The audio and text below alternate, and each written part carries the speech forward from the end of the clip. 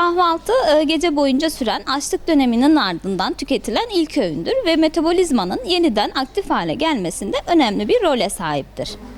Kahvaltının etkileri yalnızca fiziksel sağlıkla sınırlı değildir. Beynimiz temel enerji kaynağı olarak glikozu kullanır. Gece boyunca azalan enerji depolarının kahvaltıyla desteklenmesi dikkat, odaklanma, öğrenme ve hafıza gibi bilişsel işlevlerin daha iyi çalışmasına yardımcı olur.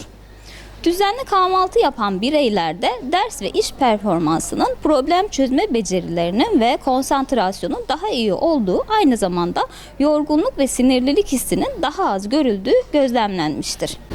Ancak burada önemli olan yalnızca kahvaltı yapmak değil, kaliteli bir kahvaltı yapmaktır. Hamur işleri veya işlenmiş gıdalar yerine yumurta, peynir, yoğurt gibi iyi kalite protein, tam tahıllı ekmek, zeytin veya ceviz gibi sağlıklı yağlar ve mevsim sebze meyvelerinin yer aldığı dengeli bir öğün tercih edilmelidir.